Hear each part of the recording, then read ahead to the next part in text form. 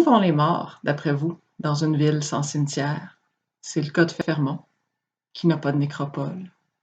C'était l'un des points de départ de Quelques battements d'ailes avant la nuit, mon plus récent roman.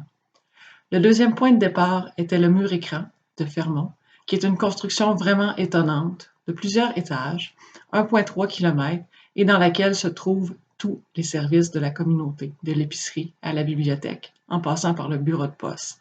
Imaginez à quel point ça peut être anxiogène.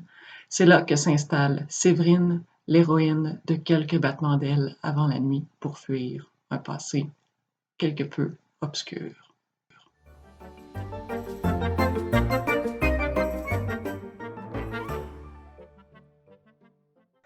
Quelques battements d'ailes fut un défi assez particulier et significatif. C'est la première fois que la rédaction d'un ouvrage s'est échelonnée sur autant d'années. Il faut dire que j'ai complété ma thèse pendant que je travaillais sur le roman et j'ai aussi dû être particulièrement inventive et imaginative pour les lieux de travail. Je me rappelle avoir écrit dans des trains, également sur des petits coins de bureau, dans des chalets et des auberges perdus au fond de nulle part, et ce pendant presque 5 ans. Je suis aussi particulièrement fière de la traversée de la route 389, qui est la route la plus périleuse au Québec avec mon amoureux.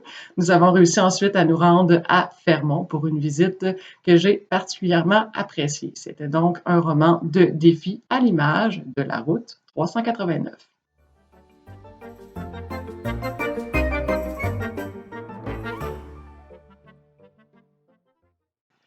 Plusieurs grands thèmes traversent Quelques battements d'ailes avant la nuit, mais je retiens tout particulièrement le nomadisme et l'envol. Le nomadisme, c'est celui de Séverine, qui est toujours en perpétuel déplacement, à se chercher elle-même à travers le monde et aussi à travers sa passion pour la randonnée, qui l'amène à se déplacer de manière incessante, et elle souhaite essayer de se poser à Fermont.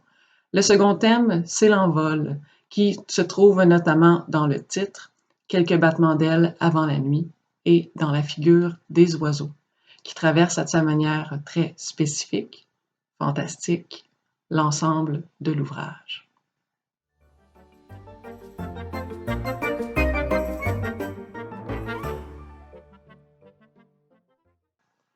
Je me rappelle, c'était au début des années 2000, et puis à l'époque, je vivais déjà avec le chat que vous voyez ici, Eden, et j'étais allée à la librairie Clément Morin, qui est défunte aujourd'hui, et j'étais tombée par hasard sur le premier tome des Cités intérieures de Natacha Beaulieu, que j'avais acheté à ce moment-là.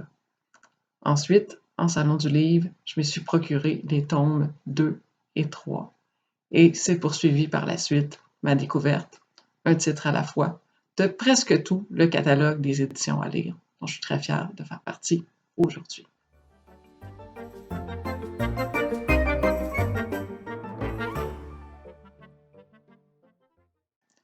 Les cendres de Senna me rend particulièrement fière. Dans mes publications chez À lire, c'est un roman dont j'ai commencé la rédaction dans le cadre de ma thèse en création littéraire. Et c'est un roman historique qui a représenté un défi à l'avenant.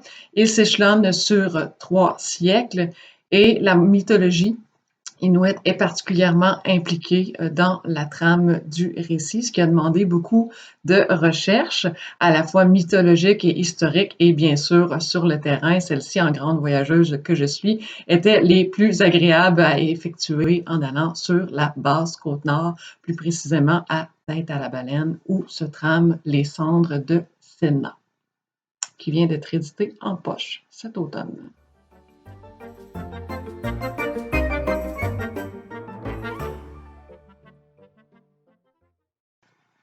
Côté anecdote cocasse, j'en ai pas juste une seule, mais c'est plutôt la même anecdote à répétition qui, salon du livre après salon du livre, est toujours inévitable. On me demande systématiquement si je suis la sœur de Mitsu, si je fais partie de la famille des Gélinas de Mitsu, et par plusieurs personnes. Alors, je profite de cette tribune pour répondre non, je ne suis pas la sœur de Mitsu, non, les Gélinas de ma famille n'ont rien à voir avec la famille de Mitsu. Merci de votre écoute.